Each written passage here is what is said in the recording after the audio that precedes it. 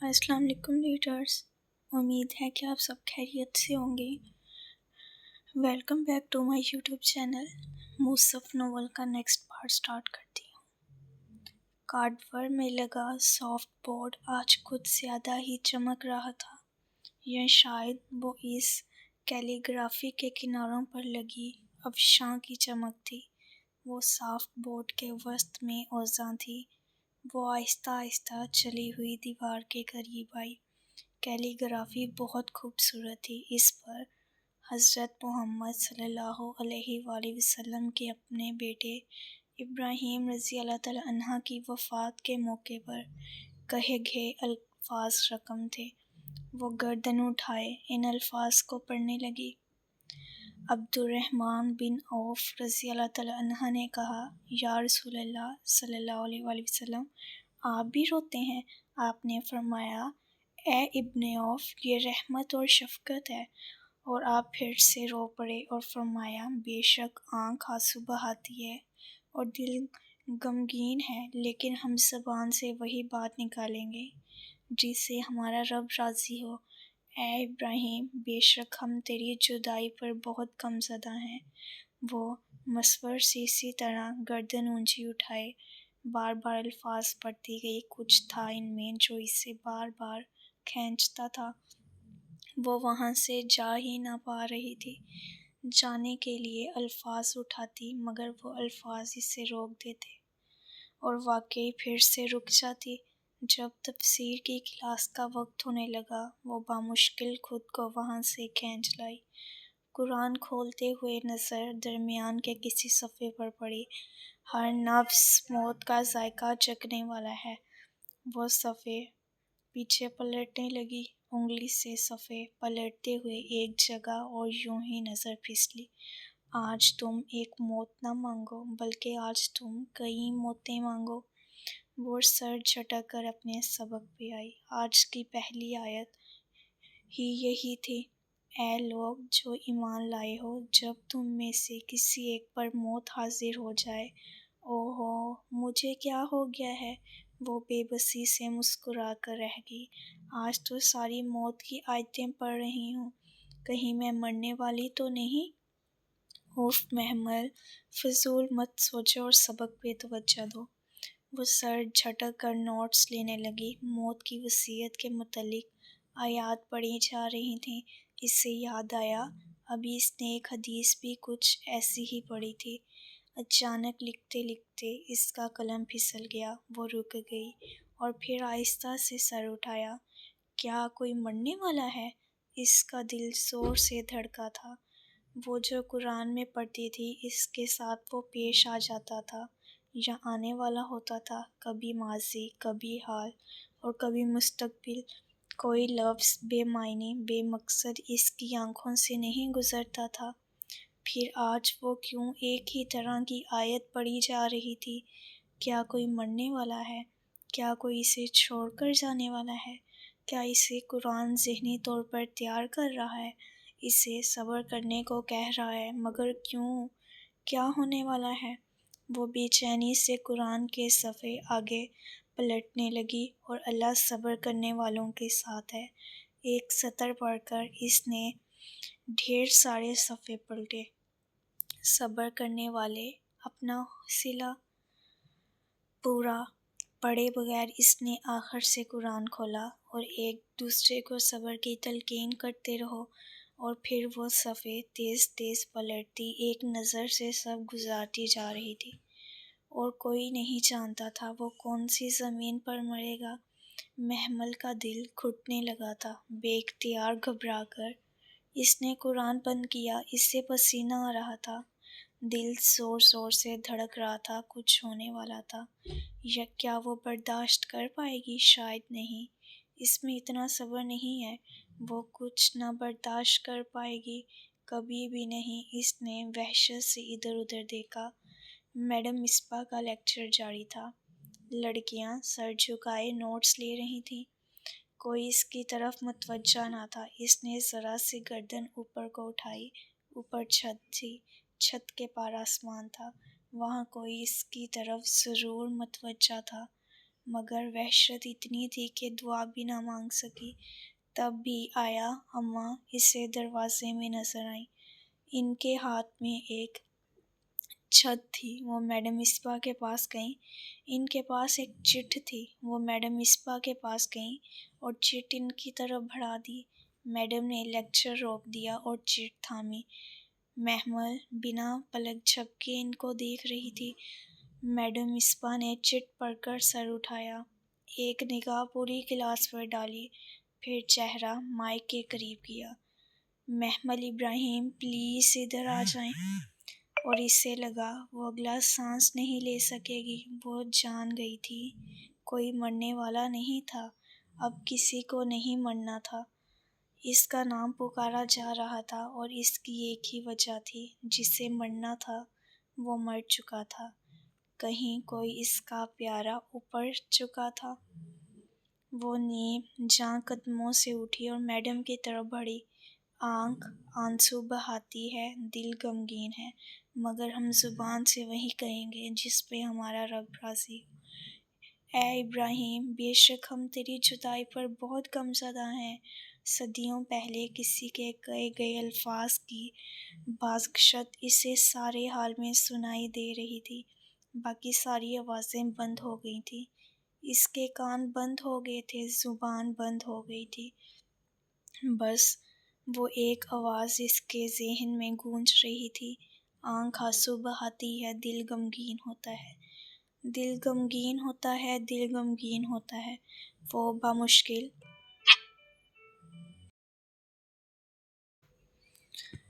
Madam Misbah کے سامنے کھڑی ہوئی۔ جی میڈم، آپ کا ڈرائیور آپ کو لینے آیا ہے، ایمرجنسی ہے آپ کو گھر جانا۔ مگر وہ پوری بات سنے بغیر ہی سیڑھیوں کی طرف بھاگی، ننگے پاؤں، زینے پھلانگتی۔ وہ تیزی سے اوپر آئی تھی، جوتوں کا ریک ایک طرف رکھا تھا، مگر محمل کو اس وقت جوتوں کا ہوش نہ تھا۔ وہ سنگ مرمر کے فرش پر ننگے پاؤں دوڑتی جا رہی تھی۔ غفران چچا کی کار سامنے کھڑی تھی۔ ڈرائیور دروازہ کھولے منتظر کھڑا تھا۔ اس کا دل ڈوب کر ابھرا۔ بی بی آپ پلیز خاموش رہو۔ وہ بامشکل ضبط کرتے اندر بیٹھی۔ اور جلدی چلو۔ اس کا دل یوں دھڑک رہا تھا گویا ابھی سینہ پھاڑ کر باہر آ جائے گا۔ آگا ہاؤس کا مین گیٹ پورا کھلا تھا، باہر گاڑیوں کی قطار لگی تھی، ڈرائی وے پہ لوگوں کا عجب غفیر اکٹھا تھا۔ گاڑی ابھی گیٹ کے باہر سڑک پر ہی تھی کہ وہ دروازہ کھول کر باہر بھاگی۔ ننگے پاؤں تارکول کی سڑک پر جلنے لگے، مگر اس وقت جلن کی پرواہ کسے تھی؟ اس نے رش میں گھرے آغا جان کو دیکھا، غفران چچا کو دیکھا، حسن کو دیکھا، وہ سب اس کی طرف بڑھے تھے، مگر وہ اندر کی طرف لپک رہی تھی، لوگوں کو ادھر ادھر ہٹاتی۔ وہ ان کی آوازوں تک پہنچنا چاہتی تھی جو لان سے آ رہی تھیں، عورتوں کے بین رونے آہو بکا کی آوازیں۔ لوگ ہٹ کر اس سفید یونیفارم اور گلابی اسکارف والی لڑکی کو رستہ دینے لگے تھے۔ وہ بھاگتی ہوئی لان تک آئی اور پھر گھاس کے دہانے پہ بے اختیار رک گئی۔ لان میں عورتوں کا ایک ہجوم اکٹھا تھا، درمیان میں چارپائی رکھی تھی، اس پر کوئی سفید چادر اوڑھے لیٹا تھا۔ چارپائی کے چاروں طرف عورتیں رو رہی تھیں، ان کے چہرے گڈمٹ سے ہو رہے تھے۔ ایک فضا چچی تھیں اور ہاں نائمہ چاچی بھی تھیں، اور وہ سینے پہ دو ہتھڑ مار کر روتی رضیہ پھوپھو تھیں، اور وہ اونچی آواز میں بین کرتی تائی مہتاب تھی۔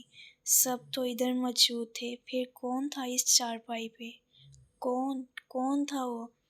اس نے ادھر ادھر نگاہ دوڑائی، وہاں سارا خاندان اکٹھا تھا، بس ایک چہرہ نہ تھا۔ اماں! اس کے لب پھڑپھڑائے۔ اس نے انہیں پکارنے کے لیے لب کھولے، مگر آواز نے گویا ساتھ چھوڑ دیا۔ وہ وحشت سے ادھر ادھر دیکھنے لگی۔ شاید اس کی ماں کسی کونے میں بیٹھی ہو، مگر وہ کہیں نہ تھی، اس کی اماں کہیں نہ تھی۔ محمل محمل، وہ عورتیں اسے پکار رہی تھیں، اٹھ اٹھ کر اسے گلے سے لگا رہی تھیں۔ کسی نے راستہ بنا دیا تو کوئی میت کے پاس سے ہٹ گیا، کوئی اسے ہاتھ سے پکڑ کر چارپائی کے قریب لے آیا، کسی نے شانوں پر زور دے کے اسے بٹھایا، کسی نے میت کے چہرے سے چادر ہٹا دی۔ کون کیا کر رہا ہے اسے کچھ سمجھ میں نہیں آ رہا تھا۔ ساری آوازیں آنا بند ہو گئیں۔ ارد گرد کی عورتوں کے لب ہل رہے تھے، مگر وہ سن نہ پا رہی تھی کہ وہ کیا کہہ رہی ہیں، رو رہی ہیں یا ہنس رہی ہیں۔ وہ تو بس یکٹک بنا پلک جھپکے اس زرد چہرے کو دیکھ رہی تھی جو چارپائی پہ آنکھیں موندے لیٹا تھا۔ تنوں میں روئی ڈالی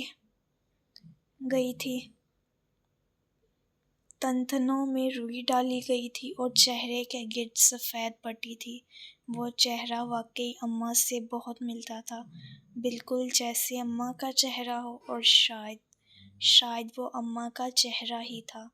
اسے بس ایک پل لگا تھا یقین آنے میں، اور پھر اس نے چاہا کہ وہ کبھی دھاڑے مار کر رونے لگے، نوح کرے، بین کرے، زور زور سے چلائے، مگر وہ رحمت العالمین کے کہے الفاظ، مگر ہم زبان سے وہی کہیں گے جس پہ ہمارا رب راضی ہو، اور اس کے لب کھلے رہ گئے۔ آواز حلق میں ہی دم توڑ گئی، زبان ہلنے سے انکاری ہو گئی۔ اس کا شدت سے دل چاہا کہ اپنا سر پیٹے، سینے پہ 2 ہتھر مار کر بین کرے، دوپٹہ پھاڑ ڈالے اور اتنا چیخ چیخ کے روئے کہ آسمان ہل جائے۔ اور پھر اس نے ہاتھ اٹھائے بھی، مگر نوحہ کرنے والی اگر توبہ کیے بغیر مر گئی تو اس کے لیے تارکول کے کپڑے اور آگ کے شعلے کی قمیص ہوگی۔ جو گریباں چاک کرے گا اور خساروں پر تمانچے مارے اور بین کرے ہم میں سے نہیں۔ یہ ہدایت تو اب تک کے لیے تھی۔ اس کے ہاتھ اٹھنے سے انکاری ہو گئے، آنکھ سے آنسو بہہ رہے تھے لیکن لب خاموش تھے۔ اسے رلاؤ، اسے کہو اونچا رو لے ورنہ پاگل ہو جائے گی، اسے کہو دل ہلکا کر لے۔ بہت سی عورتیں اس کے قریب زور زور سے کہہ رہی تھیں، میری بچی۔ تائی مہتاب نے روتے ہوئے اسے گلے سے لگا لیا۔ وہ اسی طرح ساکتی بیٹھی ماں کی میت کو دیکھ رہی تھی۔ آنکھوں سے آنسو گر کر گردن پر لڑک رہے تھے، اس کا پورا چہرہ بھیگ گیا تھا، مگر زبان نہیں ہلتی تھی۔ مسرت تو ٹھیک ٹھاک تھی، پھر کیسے؟ بس صبح کہنے لگی، سینے میں درد ہے، ہم فوراً ہسپتال لے گئے، مگر ادھوری سی آوازیں اس کے ارد گرد سی آ رہی تھیں، مگر اسے سنائی نہ دے رہی تھیں۔ اس کی آنکھوں کے سامنے اندھیرا چھا رہا تھا، اسے لگا اسے چکر آ رہے ہیں۔ عجیب سی گھٹن تھی، اس کا سانس بند ہونے لگا تھا۔ وہ ایک دم اٹھی اور عورتوں کو ہٹاتی اندر بھاگ گئی۔ کسی نے دروازے پہ ہلکی سی دستک دی، 1 دفعہ، 2 دفعہ، پھر تیسری دفعہ۔ اس نے گھٹنوں پہ رکھا سر ہولے سے اٹھایا، دوبارہ دروازہ بج رہا تھا۔ وہ آہستہ سے اٹھی، بیڈ سے اتری، سلیپر پاؤں میں ڈالے اور کنڈی کھولی۔ باہر فضا چاچی کھڑی تھی۔ محمل بیٹا، تمہارے آغا جان تمہیں بلا رہے ہیں۔ آتی ہوں، اس نے ہولے سے کہا تو فضا چاچی پلٹ گئیں۔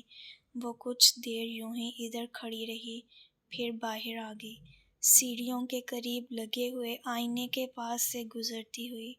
وہ پل بھر کو رکی، اس کا عکس بھی رک کر اسے دیکھ رہا تھا۔ ہلکے نیلے رنگ کی شلوار قمیص پہ سفید ململ کا دوپٹہ سر پر لیے وہ کمزور یسمردہ سی محمل ہی تھی۔ ہاں، شاید وہ ہی تھی۔ سفید دوپٹے کے ہالے میں اس کا چہرہ کملایا ہوا الگ لگ رہا تھا۔ آنکھوں کے گرد گہرے ہلکے تھے۔ وہ سر جھٹک کر آگے بڑھ گئی۔ آغا جان کے کمرے میں سب چچا اور چچیاں موجود تھیں۔ وسیم بھی ایک طرف کھڑا تھا۔ آؤ محمل، اس سے آتے دیکھ کر آغا جان نے سامنے صوفے کی طرف اشارہ کیا۔ آج اماں کو گزرے چوتھا دن تھا اور گھر والوں کا رویہ پہلے کی نسبت اب کافی نرم تھا۔ وہ چپ چاپ صوفے پر بیٹھ گئی۔ اس صبح جب مسرت کی ڈیتھ ہوئی، اس نے درد شروع ہوتے ہی یہ کچھ چیزیں وصیت کی تھیں تمہارے لیے۔ اسے لگ رہا تھا وہ اب مزید نہیں جی پائے گی۔ ہم نے سوچا کہ تمہیں دے دی جائیں۔ انہوں نے ایک طرف رکھا ڈبہ اٹھایا۔ محمل نے سر اٹھا کر ڈبے کو دیکھا۔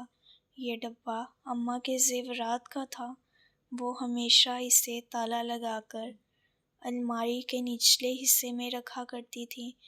یہ ایک ڈبہ تھا، اس کی یہ چابی ہے، تم خود دیکھ لو، اور ساتھ یہ کچھ رقم تھی، اس کی جمع پونجی۔ اس نے مجھ سے کہا تھا کہ میں تمہارے اکاؤنٹ میں جمع کرا دوں، مگر میں نے سوچا یہ تمہارے حوالے ہی کر دوں، تم بہتر فیصلہ کر سکتی ہو۔ انہوں نے ایک پھولا ہوا لفافہ ڈبے کے اوپر رکھا۔ محمل نے آہستہ سے لفافہ اٹھایا اور کھول کر دیکھا۔ اندر ہزار ہزار کے کئی نوٹ تھے۔ شاید اماں نے اس کے جہیز کے لیے رکھے تھے۔ اس کا دل بھر آیا۔ اس نے لفافہ ایک طرف رکھا اور چابی سے کاسنی ڈبے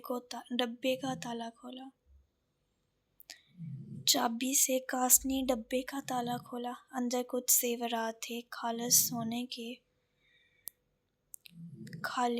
سونے کے جڑاف زیورات۔ اس نے ڈبہ بند کر دیا۔ معلوم نہیں اماں نے کب سے سنبھال کر رکھے تھے۔ وسیم سمیت تمام لوگ اس وصیت کے وقت موجود تھے۔ تم سب سے پوچھ سکتی ہو میں نے تمہارا حق پورا ادا کر دیا ہے یا نہیں۔ اس نے بھیگی آنکھیں اٹھائیں۔ سامنے صوفے اور کرسیوں پر بیٹھے تمام نفوس کے چہرے مطمئن تھے، مطمئن اور بے نیاز۔ چیزیں تو آپ نے ادا کر دی ہیں آغا بھائی، مگر مسرت کی وصیت؟ دفتن فضا چاچی نے اضطراب سے پہلو بدلا۔ اوہو فضا، ابھی اس کی اماں کو گزرے دن ہی کتنے ہوئے ہیں؟ تائی مہتاب نے نگاہوں سے تنبیہ کی۔ مگر بھائی، مسرت نے کہا تھا جلد از جلد۔ رہنے دو فضا، ہم اس کا فیصلہ محمل پر چھوڑ چکے ہیں۔ اس کی مرضی کے بغیر کچھ نہیں ہوگا، مگر ایٹ لیسٹ اسے بتا تو دیں۔ ابھی اس کا غم ہلکا تو ہونے دو پھر۔ ان کی دبی دبی سرگوشیاں اسے بے چین کر گئیں۔ تائی اماں، کیا بات ہے؟ اماں نے کچھ اور بھی کہا تھا۔ سب ایک دم خاموش سے ہو کر ایک دوسرے کو دیکھنے لگے۔ محمل، میں تمہیں کچھ دن تک بتاؤں گی، ابھی اس قصے کو چھوڑ دو۔ پلیز تائی اماں، مجھے بھی بتائیں۔ مگر تمہارا غم ابھی، میں ٹھیک ہوں، مجھے بتائیں۔ اس نے بے چینی سے بات کاٹی۔ تائی مہتاب نے ایک نظر سب کو دیکھا، پھر قدرے ہچکچا کر گویا ہوئیں۔ بات یہ ہے کہ مسرت نے مرنے سے پہلے وسیم کو بلوا کر سب کے سامنے تمہارے آغا جان سے کہا کہ اگر وہ بچ نہ سکی تو جلد از جلد محمل کو وسیم کی دلہن بنا کر سہارا دیں، اس کو بے آسرا نہ چھوڑیں۔ اور تمہارے آغا جان نے وعدہ کر لیا کہ وہ ایسا ہی کریں گے۔ وہ اپنی جگہ سن سی ہو گئی۔ زمین جیسے قدموں تلے سے سرکنے لگی تھی اور آسمان سر سے ہٹنے لگا تھا۔ اماں نے یہ سب کہا؟ ہاں، یہ سب لوگ جو یہاں ہیں اس بات کے گواہ ہیں، تم کسی سے بھی پوچھ لو۔ وہ ایک دم بالکل چپ سی ہو گئی۔ عجیب سی بات تھی، اسے یقین نہ آ رہا تھا۔ لیکن محمل، ہم نے یہ فیصلہ تم پہ چھوڑ دیا ہے۔ تم چاہو تو یہ شادی کرو، چاہو تو نہ کرو۔ ہم نے اس لیے تمہیں آگاہ کر دیا کیونکہ یہ تمہاری اماں کی آخری خواہش تھی۔ یہ تم پر منحصر ہے کہ تم اس کی بات رکھتی ہو کہ نہیں، ہم میں سے کوئی تم پر زور نہیں ڈالے گا۔ وہ سر جھکائے کاسنی ڈبے کو دیکھ رہی تھی، ذہن میں جیسے چکر چل رہے تھے، مگر یہ ڈبہ اور یہ لفافہ ثبوت تھا کہ یہ وصیت واقعی اس کی اماں نے کی تھی۔ اگر تمہیں منظور ہے تو ہم اگلے جمعے نکاح رکھ لیتے ہیں، کہ مسرت کی خواہش تھی یہ کام جلد از جلد کیا جائے، اگر نہیں تو کوئی بات نہیں، تم جو چاہو گی وہی ہوگا۔ تائی مہتاب اتنا کہہ کر خاموش ہو گئیں۔ اس نے ہولے سے سر اٹھایا، سنہری آنکھیں پھر سے بھیگ چکی تھیں۔ کمرے میں موجود تمام نفس دم سادے اسے دیکھ رہے تھے۔ میں اپنی اماں کی بات کا مان رکھوں گی، آپ جب کہیں گے میں شادی کے لیے تیار ہوں۔ پھر وہ رکی نہیں، ڈبہ اور لفافہ اٹھا کر تیزی سے کمرے سے نکل گئی۔ وہ کچن میں کرسی پر بیٹھی تھی، ہاتھ میں صبح و شام کی دعائیں اور اذکار کی کتاب تھی، اور وہ منہاج سی پڑھ کر دعا مانگ رہی تھی۔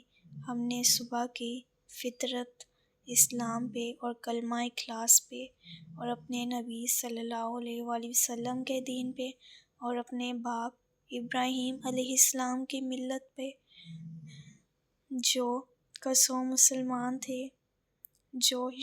مسلمان تھے اور مشرکوں میں سے نہ تھے۔ محمل کسی نے زور سے کچن کا دروازہ کھولا۔ اس نے چونک کر سر اٹھایا۔ سامیہ عجلت میں اندر داخل ہوئی تھی۔ تم سے کوئی ملنے آیا ہے؟ ڈرائنگ روم میں ہے، جاؤ مل لو۔ کون ہے؟ وہی پولیس والا، وہ کہہ کر پلٹ گئی۔ ہمایوں آیا ہے؟ وہ کتنی ہی دیر کتاب ہاتھ میں لیے بیٹھی رہی، پھر آہستہ سے اسے بند کیا، سلیب پہ رکھا، لباس کی شکنیں درست کیں اور سیاہ دوپٹہ ٹھیک سے سر پر لے کر باہر آ گئی۔ ڈرائنگ روم سے باتوں کی آواز آ رہی تھی، جیسے دو لوگ گفتگو میں مشغول ہوں۔ یہ ہمایوں سے کون باتیں کر رہا ہے؟ وہ الجھتی ہوئی اندر آئی۔ ڈرائنگ روم اور ڈائننگ ہال کے درمیان سفید جالی دار پردہ تھا۔ وہ پردے کے پیچھے ذرا دیر کو رکی۔ سامنے بڑے صوفے پر ہمایوں بیٹھا تھا۔ اس کے بالکل مقابل سنگل صوفے پہ آرزو بیٹھی تھی، ٹانگ پہ ٹانگ رکھے، آدھی پنڈلی تک ٹراؤزرز پہنے۔ وہ اپنے مخصوص بے نیاز حلیے میں تھی، کٹے ہوئے بالوں میں ہاتھ پھیرتی وہ ہنس ہنس کر ہمایوں سے کچھ کہہ رہی تھی۔ جانے کیوں اسے یہ اچھا نہ لگا، اس نے ہاتھ سے پردہ سمیٹا اور اندر قدم رکھا۔ وہ جیسے اسے دیکھ کر کچھ کہتے کہتے رکا اور پھر بے اختیار کھڑا ہو گیا۔ بلو شرٹ اور گرے پینٹ میں ملبوس وہ ہمیشہ کی طرح بہت شاندار لگ رہا تھا۔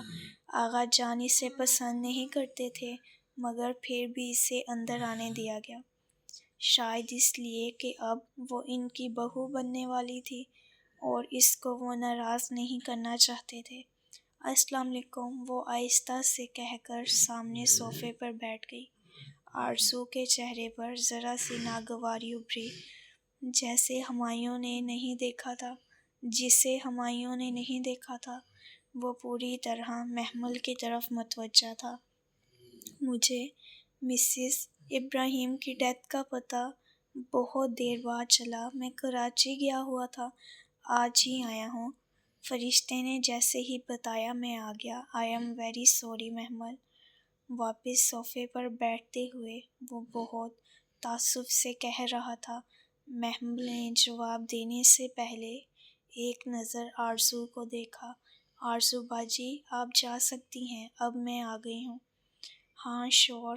آرزو اٹھ کھڑی ہوئی، مگر چاہتے ہوئے ان کو شادی کا کارڈ دے دینا۔ استحاضہ مسکرا کر وہ گویا جتا گئی تھیں۔ محمل کے سینے میں ہوک سی اٹھی